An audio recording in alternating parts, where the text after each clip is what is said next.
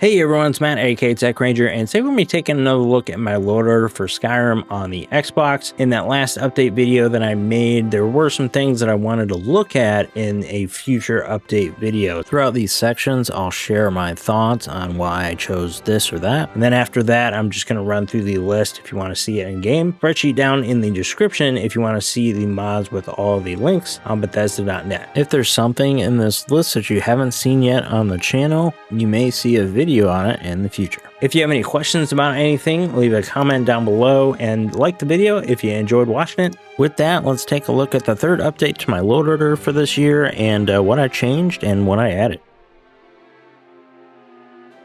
So first thing I wanted to start with in this video was going over some of the texture mods I switched out, specifically related to architecture. This is an area where in a lot of my previous load orders kind of looked the same for the most part, because I would generally use Skyland, and now since I've been using Fantasia Landscapes, I would use Skyland Architecture. I've gotten a lot of comments suggesting Riton AiO, and I've talked about it for a little bit that I was going to look at it, and now I finally tried it. And I like it overall. It's a little over 500 megs for this all-in-one version. There's another version that actually includes all of these as well as a few other things. It looked like some of the textures were a little bit lower in that one, so I just stuck with the one I originally downloaded, and then I downloaded some other mods, some Skyland ones, but then also like a Skyhaven mod for Riton. The goal was to just cover everything relating to architecture, although this wouldn't cover any of the DLC areas, so you'd have to find something else for that.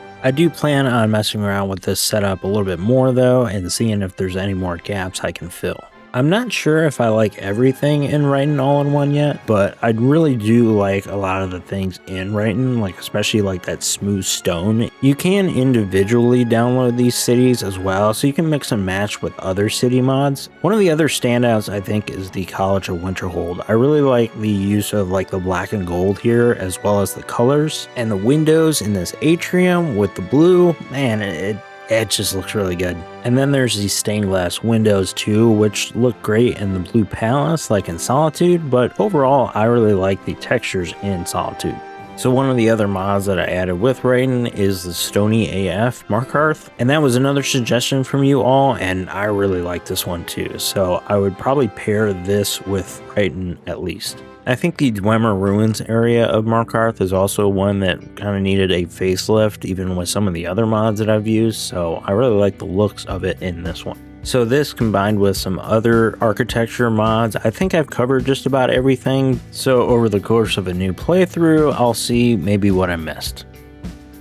Moving on, let's take a look at some of the armor mods that I have, and there's a lot here compared to the last one. I was using Realistic Armor Overhaul. Only real issue with that is that it doesn't cover all of the armors. There is a Nordwar all-in-one version, but it almost covers a little too much, and some of the space that takes up, I think I would want to use for some other mods, like maybe some retextures for Creation Club stuff. So before I was actually using Divergence, the vanilla armors plus the Creation Club content, which actually covered all of the armors in the game, but I do want to switch it up and still keep the Realistic Armor Overhaul, so I use this Xavbio all-in-one mod, and this should cover most Creation Club things as well as vanilla armors in the game. I also added variations, the clothing portion, just to switch up some of the NPCs and what they're wearing. With all that, I still have some other armor retextures to hopefully cover everything. I might just still straight up go variations at some point, but there are some gaps in coverage in that mod as well. If I find I want retextures for something that wasn't touched, I have some space so I can add those after if I need to. The last section that I want to take a look at before we get into some of the particulars in the list and then just showing it outright would be the user interface section that I have. So I have the Untarnished UI. I didn't like the font in that one, so I actually downloaded another mod to change it to the Sovngarde one, the bold version. There is a light version of this one too if you prefer that. What I noticed the last time I took a look at Untarnished was that there was a reworked version, but it required another mod, and that was the TK Interface Overhaul. And this thing is awesome. Overhaul is almost an understatement. This mod changes all of the menus in the game and makes inventory management so much easier. You'll see icons next to things, which is pretty helpful. Blue stars next to an item will mean that it's enchanted. And you'll see a lot of icons like in the magic menu, which is very helpful. And there's also some color coding, and it even shows you like the magic cost all in those columns. There's even a school column to show you which school of magic it is, and so you can associate that with the icon. So the different categories that you can move between in your inventory also count for the merchants as well. One of my favorite things about this mod is that in the crafting and smithing menu, it actually shows you the required materials in like another side menu. This is really cool because I don't really travel around with ingots or leather. I usually keep that in my player home, and then I'll just grab stuff as I need it. It's easy to see at a glance what I actually need. These mod authors, legendary. So before the outro and the list itself, I just wanted to mention a few things if you're looking at this list and picking out things that you wanted to use. SWF is something that some of the mods in this list do require. I'll try to mark that on the spreadsheet because it is kind of hard to see if you're just viewing this in-game. But if a mod requires it, it will be in the description. So for example, Shields on Back. I'm using the Anniversary Edition version of this, but it does require SWF. If you have all the Creation Club content, this version will actually be disabled until you actually download all the Creation Club stuff. So for Shields on Back, this is one that I like to use, but know that depending on the mod that you download for Armour, you might end up seeing the vanilla appearance of the shield on your back. You can reset the list in order to try to fix this depending on what mod you're using. Some Armour mods might have patches to work with Shields on Back, but not all.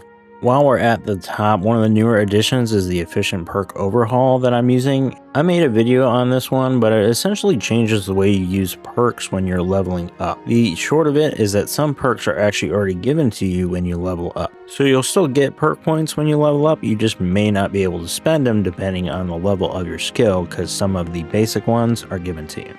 And lastly, you probably noticed all that extra space, and that is kind of like room for improvement, room for activities. So I will probably be adding to this in the near future. That, and I have to make more mod videos.